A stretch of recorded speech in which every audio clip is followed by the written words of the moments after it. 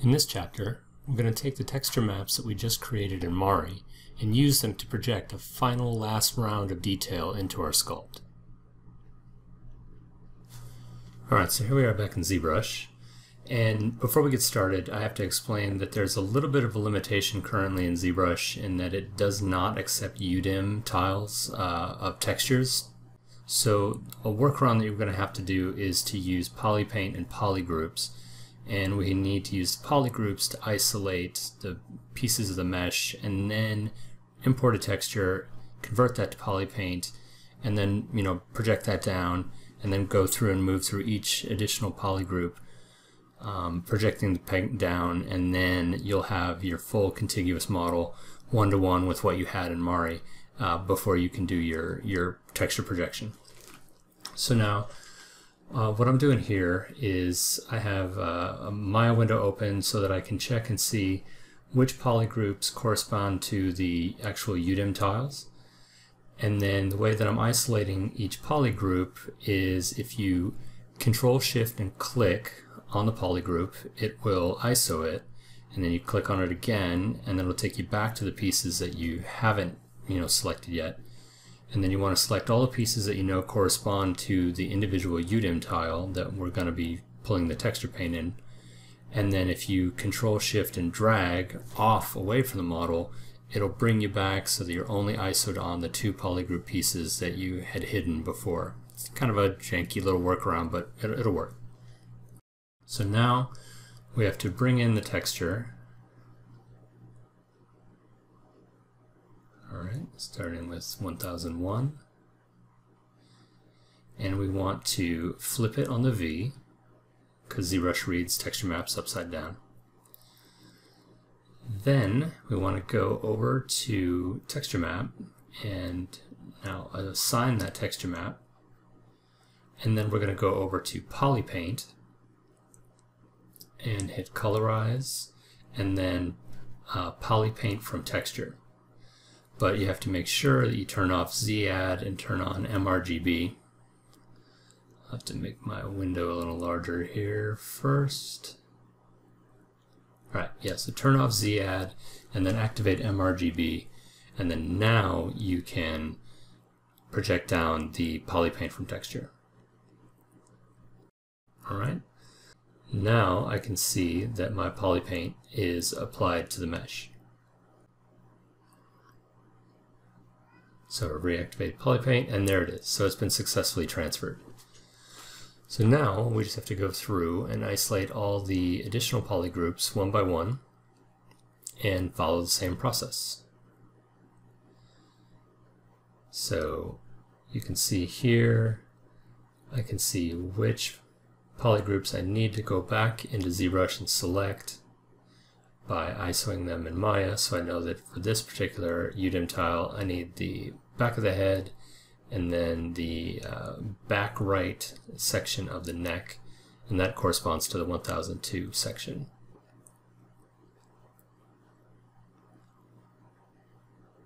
Alright, Control Shift click, Control Shift click, and then Control Shift left mouse button drag, and it hides everything but our selected polygroups, and then we just follow through the process again. Just import the texture, diff 2, flip it on the V. Alright, now we want to go back and activate that one. Cool. And then I can see everything's looking good, so go back to polypaint, polypaint from texture,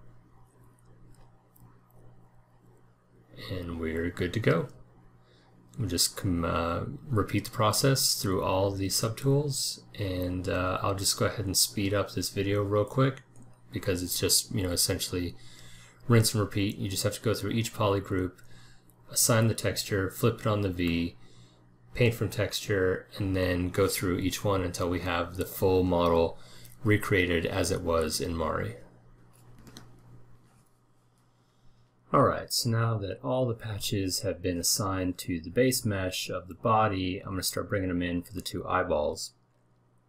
Now, you're going to notice one thing really right away when I put the texture onto it. You're going to notice that the iris hole that was pre-sculpted in, we're going to want to change the position of that because we want it to reflect the texture that we painted down. And through the process of painting, I decided that I wanted the eyes to be oriented in a different way. So what we got to do is go to our eyes,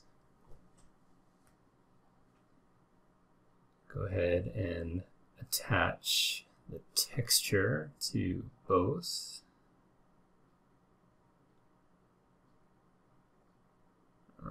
Okay, texture map, assign, and okay. So now what I want to do after applying the polypaint from texture is to go back to that subtool, put everything back on in context so I can see that everything is looking the way that I expect it to, which it is. But now let's get in close and take a look at those iris holes. So we want to go to our eyeball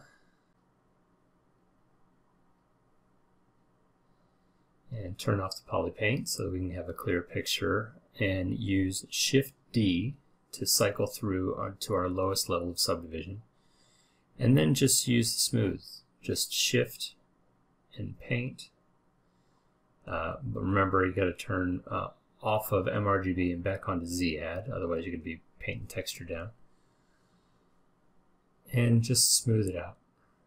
Build it back up, smooth it down, doing the best that you can to keep it the integrity of the mesh as it was. And then you just go up through the levels of your subdivision by hitting D. And with each level up, you just make sure to smooth it down, until you've made your way through all your levels. And then you can turn your color back on. And we want to use our little trick. So we want to mask by color. And there's a number of options, but for this we're going to use mask by intensity. And so then we turn off our polypaint so we can see that we have masked based off the texture map itself. And then we want to go into the deformation tab and use inflate. And now you can do it a little bit at a time, do a little stronger. It's just going to be to your taste what you want to do.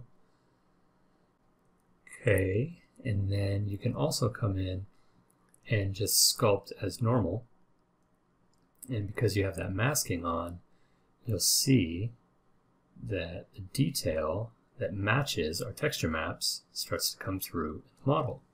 And so now this is a sweet way to add a ton of extra detail in the back end before you generate your displacement maps using the texture maps, so that we have detail that one-to-one corresponds to the maps that we painted. It's just an extra little level of realism, and it just takes the sculpts and your model and the texture work to another level. It's a really neat trick.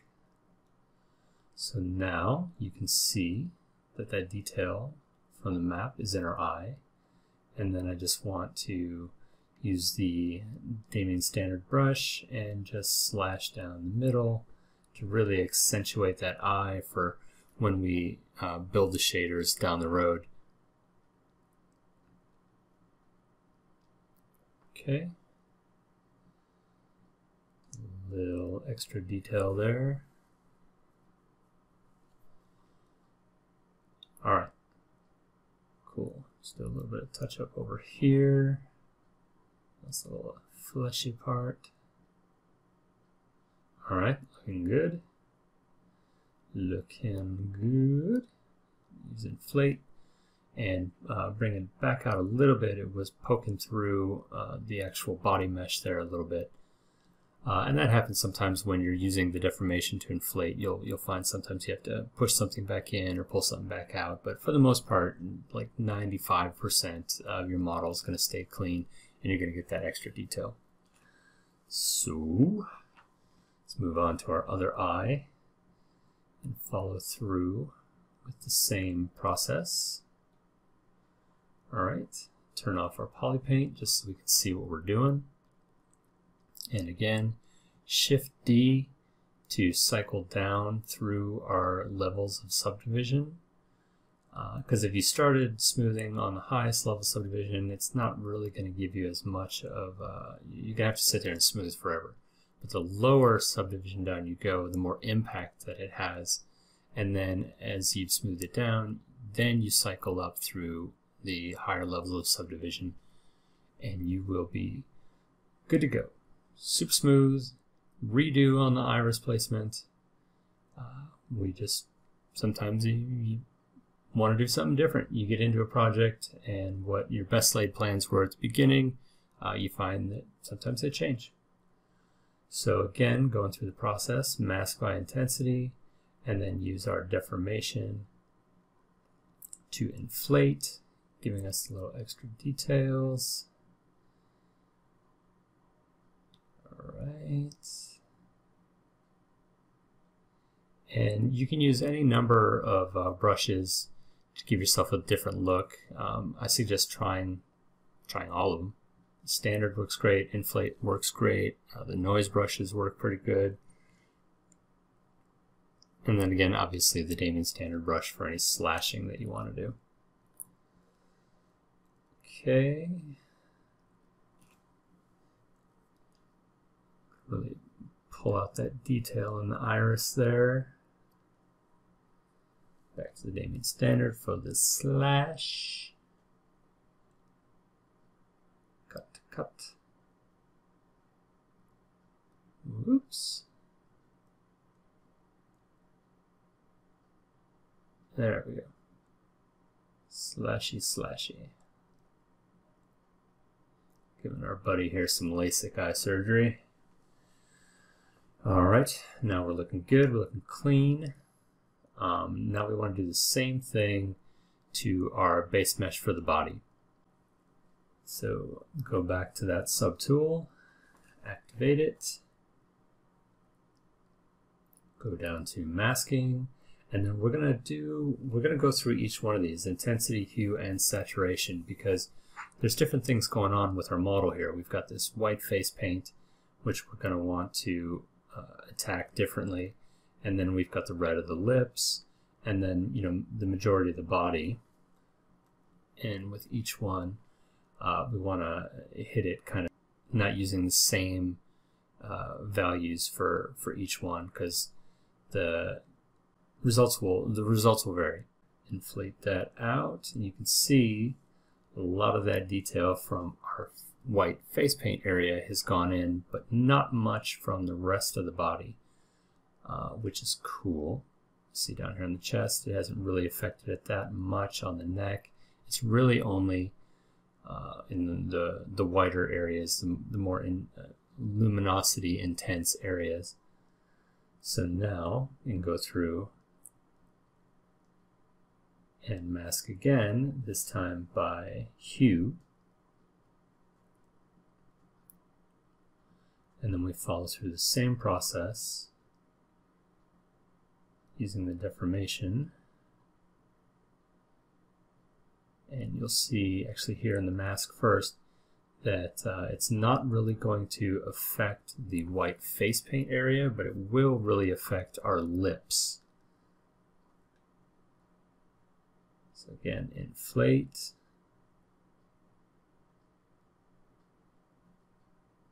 Can't wait. All right, looking good. And then now you'll see that we are getting some detail into the body and the more fleshy parts, because we're going by hue instead of intensity.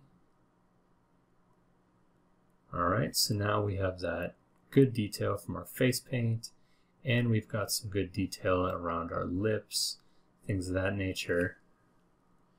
And we're going to use one more set of masking. Remember to clear the masks before generating a new one. And masking, and then now we're going to go by saturation. And then this will really give us the differentiation between things like pores and and scaling, and we'll see it more down there on the chest. And then in addition to using just our default inflate, now we're going to go through actually with our sculpting brushes, and we're going to bring it back out to our own art direction where we want this extra level of detail to go, because we're just going to sculpt it in ourselves. Alright. Turn off the poly paint again. Change our brush to just a standard, and we'll change to a spray, and then just start painting down. And you can see, increase my brush size. Yeah, now you can see there's a ton of little fine micro detail that's coming through thanks to our texture maps. All right. A little over here, a little over there, a little texture everywhere. Alright, and so yeah, I mean that's the long and the short of it. I mean, you just go through now and throw down your detail where you want it. Get back up through the neck area.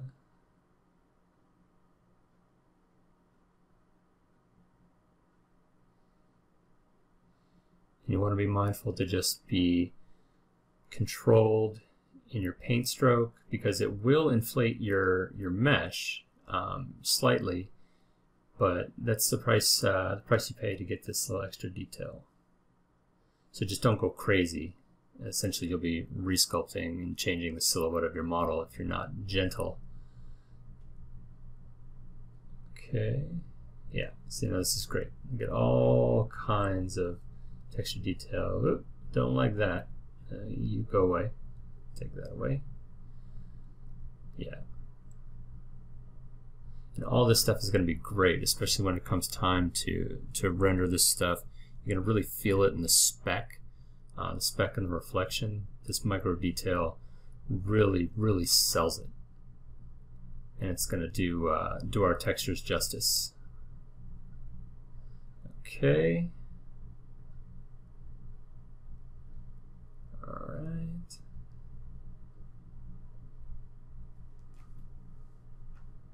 A little more detail on the head.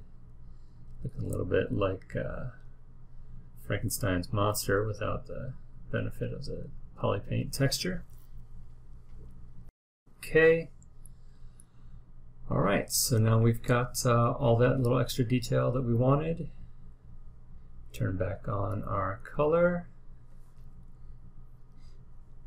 And you can see that he is in a much better shape than we started with before adding this micro detail using our textures.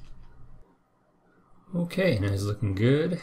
Let's check him out in a couple of different matte caps just to see our new detail in the texture. Let's try this one. Ooh. Face only a mother could love. Alright, let's try that one. Alright, cool. So now we need to generate our displacement maps. So give the guy a once over. Just checking out all the new detail that we threw in. It's looking good. Looking very detailed, very nice. Add just a little bit more here. You can really see the new detail corresponding to things like pores and things like that. Looking good.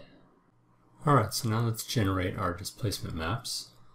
So we want to go to Z plugin and multi-map exporter. We want to activate displacement, and then ultimately we want to choose subtools if we want to have it generate displacement maps for all visible subtools. Moving down the line, map size, we're going to go with 4K. You want to flip V because in ZBrush it always makes the texture map upside down. So if you want to render it correctly in Maya, you're going to want to flip that V.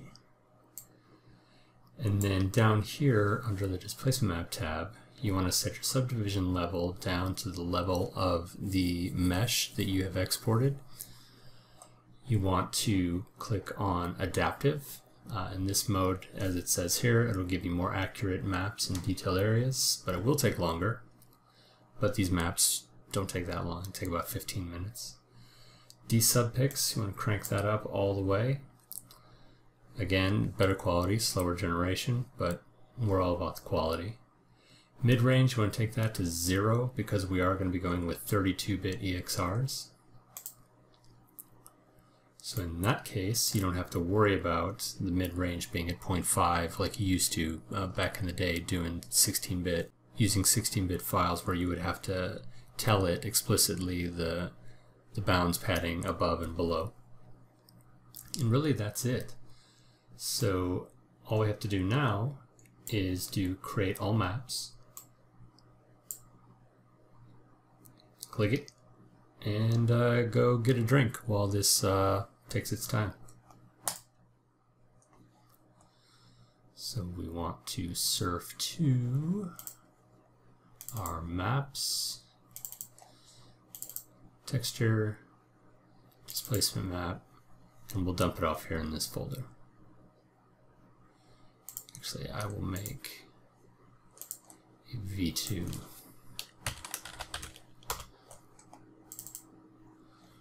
All right. DM for displacement maps, and go. Alright, so that wraps up this chapter. I'd like to thank you all for watching, and please take a look at this sneak preview of the remainder of this series. We'll begin this series by covering all the steps necessary to generate good UVs for texturing, spending extra time discussing multi-tile UV workflows using a combination of Zbrush, Maya, and headus UV layout. From there, we'll move into Mari and discuss all of the major palettes, starting with the lighting and object tabs. From there, we'll continue on through the plethora of masking options, taking extra care to discuss the paint buffer and how to make sure we're getting the most out of our texture painting. We'll cover various methods of blending our textures and using things like ambient occlusion before diving into the many procedural textures and noises available to us in Mari. Then it's on to the heart of the matter, where we go over different texture painting techniques using a combination of hand-painted textures using the built-in brush sets, as well as using photographs as textures with the Paint Images tool. And then we'll bring it home with a discussion on how to generate different channels like spec, subsurface masking, and various other masks for later use in Maya. To close things out, we'll learn how to take the maps that we created in Mari and use them to generate a final pass of detail in Zbrush before generating our displacement maps. As always, I hope you'll find this training to be useful and entertaining, and I ask that you please head on over to maxdepth.tv/shops and get your pre-order copy of Advanced Texturing Creature Painting in Mari today. This complete series of training will be available for download June 1st. Thanks.